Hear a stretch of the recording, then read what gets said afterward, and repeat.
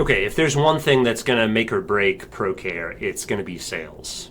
In fact, every home service business, this is sort of what makes or breaks that business. And I don't want our sales process to be gimmicky or high pressure. I hate that. I think pretty much everyone hates that.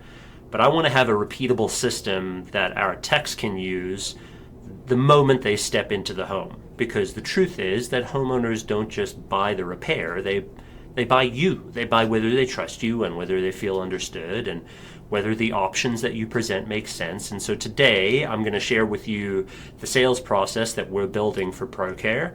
And I want to show you how we're going to show up, how we're going to guide the conversation, how we're going to present options, and how we're going to follow up so that no customer sort of slips through the cracks. Sales is something that I feel like I know a decent amount about. I operate a different business in a very niche portion of sales around negotiation. So it's sort of like tangential to what I do, and it allows me to speak from a certain amount of confidence when it comes to these types of things. And the only reason that sales is successful in businesses like this is that they build a system that reps and techs are able to implement at scale. Without a system, you're sort of just relying on charm and talent, and that's not a repeatable, scalable system. So the idea is build the system, implement the system, iterate from there. That's what we're going to be talking about today.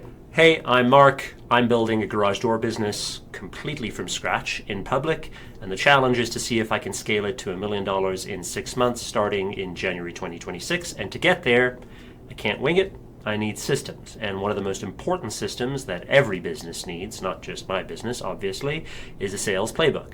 And so this is going to be the framework that every rep is going to be trained on, no matter who shows up at the door. I want the customer to get a consistent and trustworthy experience. Without doing that, it becomes pretty challenging to make sales scalable at all. So that's what we're going to be going through. But before we get to that, if you could like this video and subscribe to this series, I would greatly appreciate it. Apparently it's good for the algorithm. I actually don't really know how it exactly works, but it really does help because that's what all creators on YouTube say. It helps. So if you could like and subscribe, I would really, really appreciate it. We're just figuring this thing out, so any kind of like or subscribe would be super, super helpful. Okay, so here's the sales playbook. Part one to the sales playbook is how we're going to show up. Sales doesn't start at the first interaction. Lots of people think that sales is like when you first introduce yourself. But sales starts way before that. And in home service, it starts in the driveway when we're setting expectations about who we are and what we do. So from day one, I want our team to show up the right way. And what does this mean? It means that we're going to dress well, clean uniform, no ripped jeans, no tears in shirts, just organized, professional, not really like a rolling junkyard. We want our trucks to look good. We want the van to look good. Body language has to be approachable and calm and confident. The tone has to be warm and steady and not rushed. And I've been in enough sales conversations to know that before a homeowner hears a single word, they're already judging whether they trust you or not. So we're going to be training our techs on this, not just the technical side, but the way that they present themselves, because this presence is going to build the trust long before the sales pitch even happens. Okay, in part two, I'm going to walk you through the 7 steps that we're going to use to try and close sales inside of ProCare. We've broken it out into 7 steps to try and make it really easy to learn and really easy to scale so that techs and reps can implement it almost immediately. Let's get started right away. Step number 1 is setting expectations. Some people call this the upfront contract, but we're going to teach our techs and reps to set expectations upfront. Why? So that the customer knows what's coming and so that they can feel like they have control over the situation, because we want that to be a thing that customers experience with us. So the script is going to sound something like this. Let's just say, for example, you're buying garage doors or garage door service and I'm the one providing it. I would say something like, okay, so here's what I'm going to do. I'm going to do a full diagnostic of your door. I'm going to do an inspection. I'm going to have a look at all of the hinges. I'm going to have a look at all the rollers and the springs and all of the moving parts of the door. After that inspection, I'm going to show you what I've found. I'm going to ask you a few questions about your door, and then I'm going to give you a couple of options, and then you can decide whether or not you want to choose to move forward with the options that I presented to you, or whether or not you want to go a different direction. It's going to be totally up to you. Does that sound like a fair way to go? Now, what I've done here with that, especially with that end piece, does that sound like a fair way to go, or does that sound fair, is I've set the expectations on what they can expect, and I've given them the feeling of control about whether or not they want to move forward in the conversation. And that one sentence, that one expectation setting, lowers defenses almost immediately, and it allows us the opportunity to be able to present a bunch of different options to the customer so that we can help them more with other things that they're doing. Let's get into step 2. Okay, step number 2 is all about discovery and pain. Discovery questions are like super common in sales, but what a lot of people rush over is the pain portion. So they'll ask discovery questions like, hey, what's going on with your garage door? Or how long have you had this problem? Or where is it broken? You know, they're discovering and diagnosing the issues that may exist with a garage door. Now you can insert your home service here or whatever business you're running. Those are discovery questions.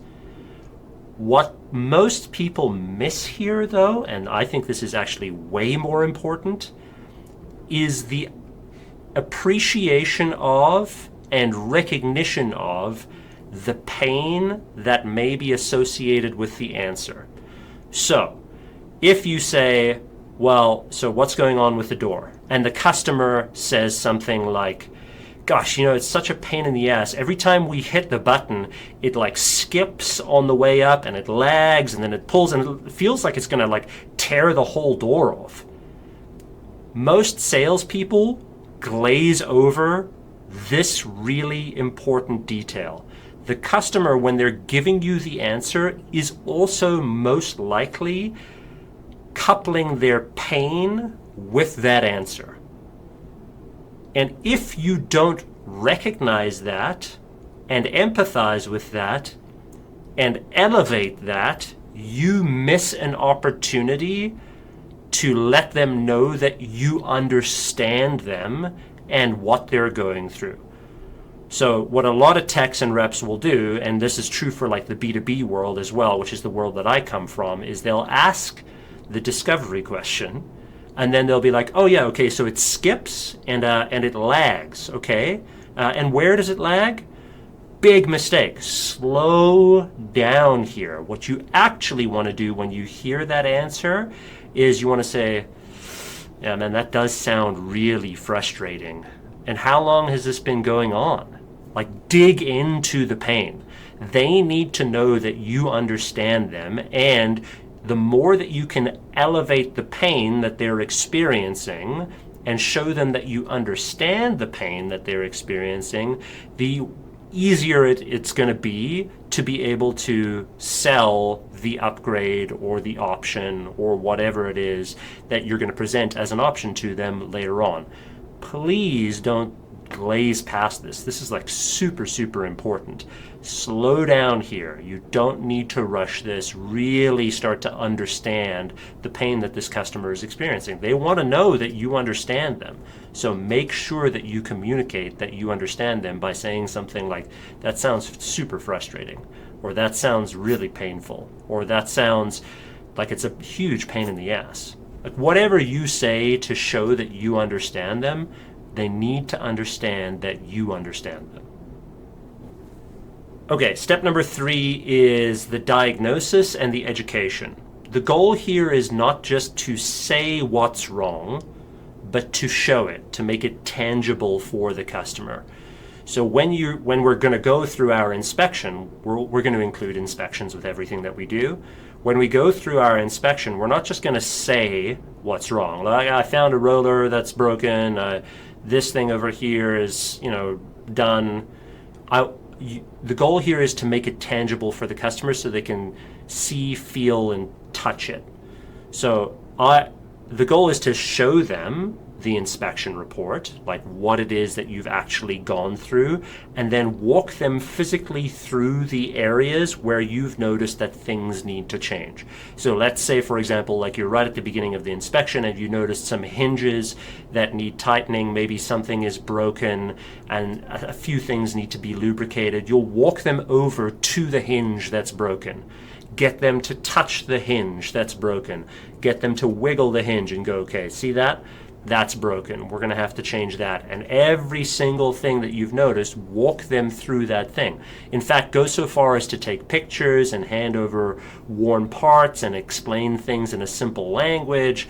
We're going to make sure that we take customers through that journey, because when they see the problem and when they can understand why it needs fixing and what needs fixing, that makes it more tangible for them when they get the options later on to go, okay, I actually did see this. This is an issue. We do need to fix this. So that's super, super important. Otherwise, it's going to lower your ability to close on additional options later on. Okay, I think we're on step 4. Step 4. We want to prevent as much sticker shock as humanly possible, because sticker shock sucks and we don't want that to happen. So we want to try and normalize a range of investments before we present options. So saying something to the effect of, hey, look, a lot of homeowners invest anywhere from $400 to $800 for this kind of a repair, to do this kind of a replacement. It's sort of like the normal range. So I just want to make sure that I put that up front to make sure that feels in line with what you were expecting. Now, when you're doing that, you're bracketing expectations on cost. This is something that we do in our other business, for example, when we teach negotiation training. When we give options for training, we'll say something to the effect of, look, this is anywhere between $1,000 a person to $2,500 a person, depending on what options you include. That's exactly what we're doing here, but we're just applying it to a repair situation. That bracketing of expectations lets them sort of know where the ballpark is, so that they can know what kind of options you're going to be presenting. That allows you to be able to present those. It's also a way to set expectations, kind of like we did in the first step where we set expectations on what to come, but this is just call this budget bracketing, so to speak. This is a way to address that. Step 5 is about presenting options. So the goal here is to always try, not always going to be possible, but to always try a good, better, best pricing strategy. People want options. People want choice. They want the ability to choose. And so when you can present them with something that's good, something that's better, and something that's best, it allows them to be able to choose and gives them the feeling of control, right? So good is going to be like a simple repair, better is going to be a standard replacement, and best is going to be like the premium package, so to speak. It's not meant to be pushy, just clear choices, so that the rep can guide the person, the customer, towards an option that best matches what that homeowner has said throughout the conversation. So if that homeowner has said, look, I just want this fixed really quickly, I don't really care about it, it's just something that I need to get in and out of the garage with, whatever, we're probably going to lean them towards the good or better instead of the best. If they've said something like, you know, safety is really important to me and security is really important to me and I want to make sure that I protect my assets and I want to protect my family, then we're going to steer them probably towards the best options so that we can give them more options and control over safety and over security. That's why we have things as a good, better, best strategy. If you only present one option, that gives you a limitation on what you can present to them, first of all. It gives you a limitation on what you can upsell and cross-sell, and it also gives them a limitation on what's available, and they might actually be unhappy with what it is you've offered as an option. So having that as a good, better, best strategy allows them the feeling of control and to pick what's right for them.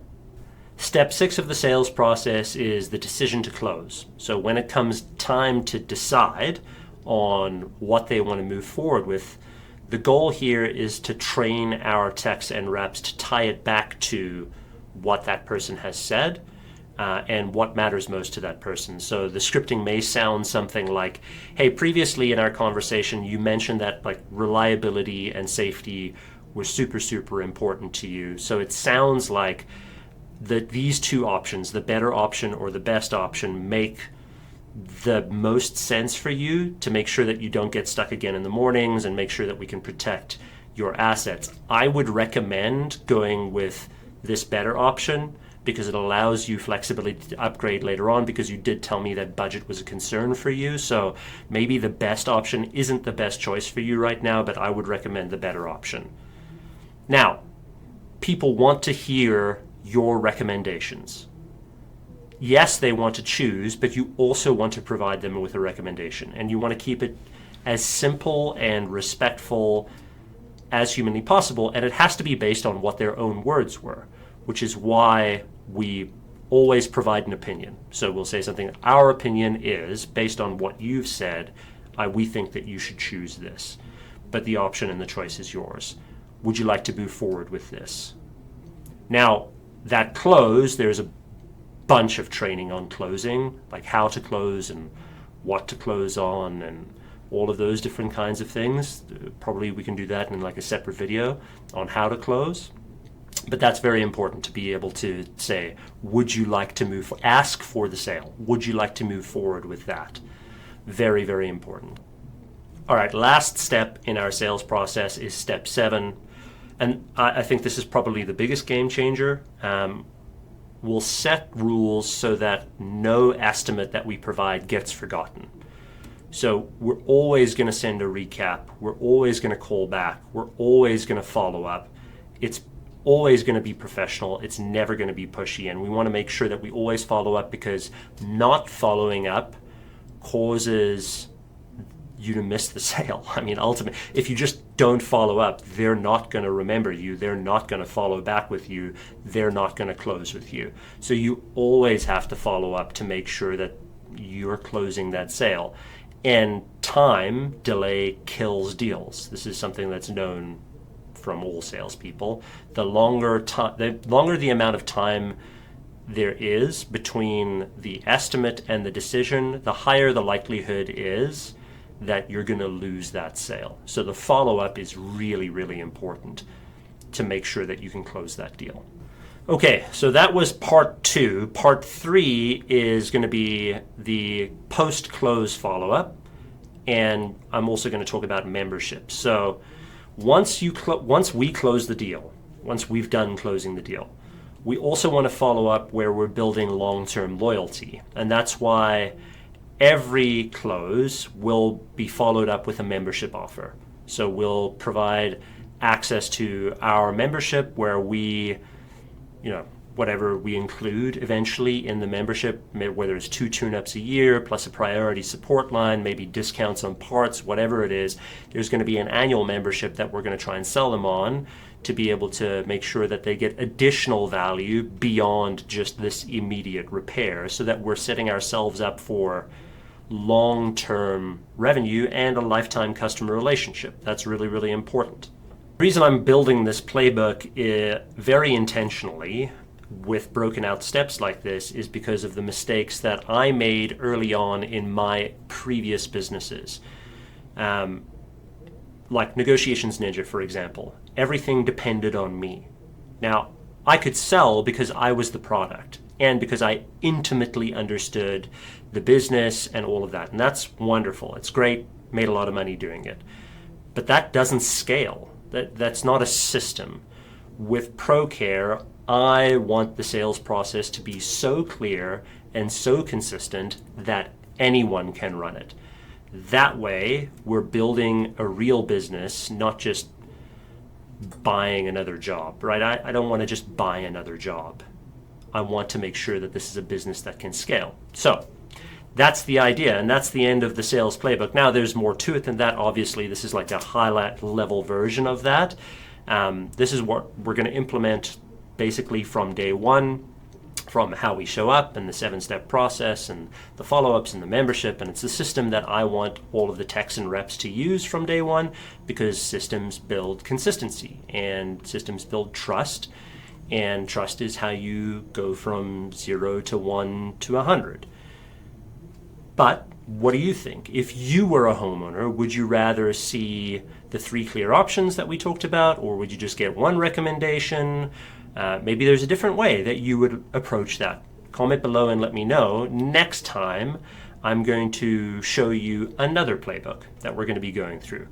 I'm not really sure which one it's going to be yet, but subscribe, please, if you want to see whether or not I can actually turn this garage door startup into a $1 million company in 6 months, starting from January 2026. Either way, you're going to see it all right here. I really appreciate that you've watched this. If you have any queries or comments or anything like that, let me know in the comments. Would love to be able to hear from you. I've received some really cool DMs from folks on this, so keep them coming. Really appreciate it.